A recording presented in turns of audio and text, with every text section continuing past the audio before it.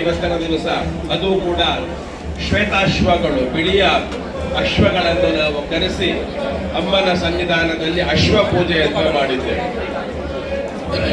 ಕಾರಣ ಏನು ಅಂತ ಕೇಳಿದ್ರೆ, ಇವತ್ತೆಲ್ಲ ನಾವು ತಿಳ್ಕೊಳ್ಳಿಕ್ಕಿದೆ.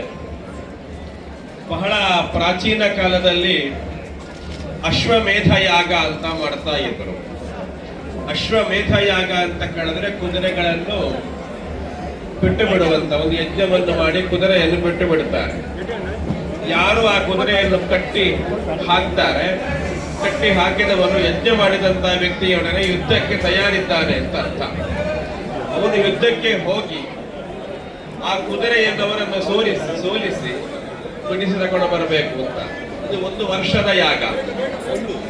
1 ವರ್ಷದಲ್ಲಿ ಇವನು ಕುದುರೆಯನ್ನು ಮತ್ತೆ ಪುನಃ ವಾಪಸ್ ತಗೊಂಡು ಬಂದು ಯಜ್ಞವನ್ನು ಪರಿಸಮಾಪ್ತಿ ಮಾಡಿದರೆ ಅವರಿಗೆ ದೊಡ್ಡ ಪಟ್ಟ ಸಿಗ್ತಾ ಇತ್ತು. ಅಶ್ವಮೇಧ ಸೂಕ್ತ ಯಾಗವನ್ನು ಮಾಡಿದಂತ ದೊಡ್ಡ ಪಟ್ಟ, ದೊಡ್ಡ ಪದವಿ ಪ್ರಾಪ್ತಿಯಾಗ್ತಾ ಇತ್ತು.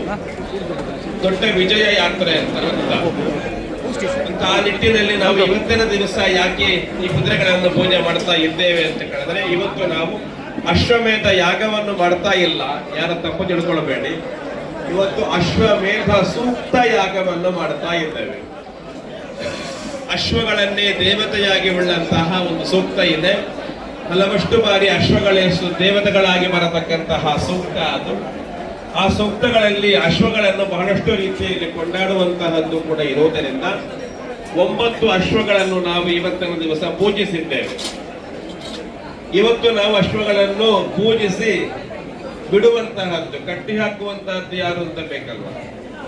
ಆ ಸಮಯದಲ್ಲಿ ಅಶ್ವಮೇಧ ಯಾಗವನ್ನು ಮಾಡುವಾಗ ಯಾರಾದರೂ ಕಟ್ಟಿ ಹಾಕ್ತಾ ಯುದ್ಧಕ್ಕೆ ಹೋಗ್ಬೇಕಾಗಿದೆ, ಅಥವಾ ಯಾರು ಅಶ್ವಗಳನ್ನು ಬಿಟ್ಟಿದ್ದಾರೆ ಅವನು ಕಟ್ಟಿ ಹಾಕಿದ ವ್ಯಕ್ತಿಗೆ ಅವನು ಶರಣಾಗತಿ ಆಗಬೇಕು. ಶರಣಾಗತಿ ಅಂತ ಆಗಿಬಿಟ್ರೆ ಅವನು ಸೋತ ಹಾಗೆ ಅಂತ.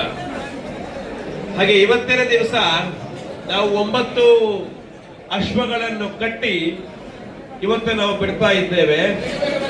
ಈ ಅಶ್ವಗಳನ್ನು ಕಟ್ಟಿ ಹಾಕುವವಳು ಇನ್ನು ಮುಂದೆ ಒಳಗಿರತಕ್ಕಂತಹ ಅಮ್ಮ ಮಹಾತಾಯಿ ಮಾರಿಯಮ್ಮ ಇವತ್ತು 9 ಅಶ್ವಗಳನ್ನು ಕೂಡ ಕಟ್ಟಿ ಹಾಕ್ತಾಳೆ.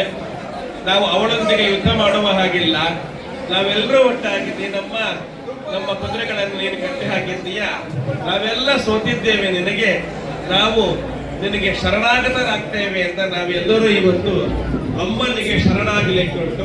ಅಮ್ಮನಿಗೆ ಶರಣಾಗುವ ಸಂಕೇತಕ್ಕೆ 9 ಶ್ವೇತ ಅಶ್ವಗಳನ್ನು, ಶ್ವೇತ ಹೇಳಿದ್ರೆ ಅದು ವಿಜಯದ ಸಂಕೇತ, ಶುಭ್ರತೆಯ ಸಂಕೇತ, ಅಂತಹ ಅಶ್ವಗಳನ್ನು ಪೂಜಿಸಿ ನಾವು ಶ್ವೇತಾಶ್ವಗಳನ್ನು ಪೂಜಿಸಿ ಅಮ್ಮನಲ್ಲಿ ಪ್ರಾರ್ಥಿಸಲಿಕ್ಕೆ ಉಂಟು. ಇವತ್ತು ನೀನೇ ಅಶ್ವಗಳಿಗೆ 9 ಅಶ್ವಗಳನ್ನು ಕಟ್ಟಿ ಹಾಕು, ನಾವು ಯುದ್ಧ ಮಾಡಲಿಕ್ಕೆ ಬರ್ತಾ ಇಲ್ಲ, ನಾವೆಲ್ಲರೂ ನಿನಗೆ ಸೋತು ಸುಣ್ಣ ಹಾಕಿ ನಿನಗೆ ಶರಣಾಗತರಾಗಿದ್ದೇವೆ ಎನ್ನುವ ಭಾವವನ್ನು ತೋರಿಸುವುದಕ್ಕೋಸ್ಕರವಾಗಿ ಅಶ್ವಮೇಧ ಸೂಕ್ತ ಯಾಗವನ್ನು ಮಾಡಿ 9 ಅಶ್ವಗಳನ್ನು ಪೂಜಿಸಿ ಅಮ್ಮನ ಎದುರಲ್ಲಿ ನಾವೆಲ್ಲರೂ ಕೂಡ ಶರಣಾಗತರಾಗಲಿಕ್ಕೆ ಉಂಟು. ಎಲ್ಲ ಕೈ ಮುಗಿಯುವ ಶರಣಾಗತ ದೀನಾರ್ಥ ಪರಿತ್ರಾಣ ಪರಾಯಣೆ ಸರ್ವಸ್ಯಾರ್ಥಿ ಹರೇ ದೇವಿ ನಾರಾಯಣಿ ನಮೋಸ್ತುತಿ. ಯಾರು ನನಗೆ ಶರಣಾಗ್ತಾರೆ ಅವರ ಸಂಪೂರ್ಣ ಜವಾಬ್ದಾರಿಯನ್ನು ನಾನು ಹೊರ್ತೇನೆ ಅಂತ ದೇವರು ಕೊಟ್ಟಂತಹ ವಾಕ್ಯ ಇದೆ. ಅದರಿಂದಾಗಿ 9 ಅಶ್ವಗಳನ್ನು ಅಮ್ಮನ ಎದುರಿನಲ್ಲಿ ಇರಿಸಿ ನಾವು ಅಮ್ಮನಿಗೆ ಶರಣಾಗ್ತಾ ಇದ್ದೇವೆ, ತಲೆಬಾಗಿ ಶರಣಾಗ್ತಾ ಇದ್ದೇವೆ.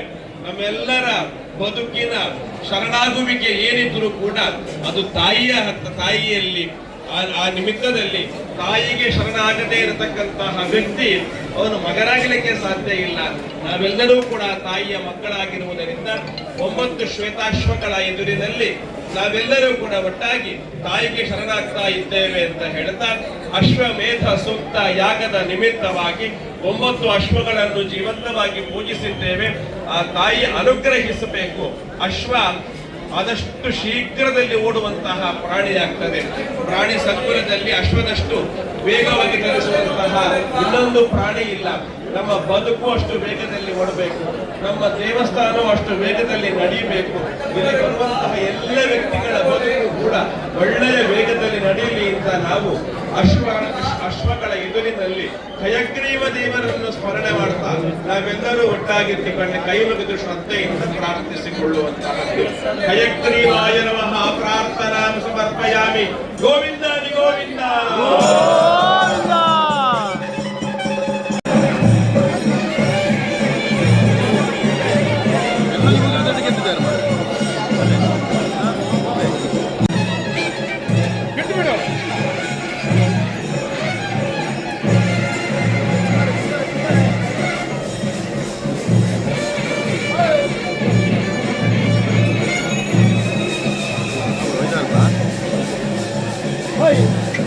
ಅಣ್ಣ ಕೃಷ್ಣ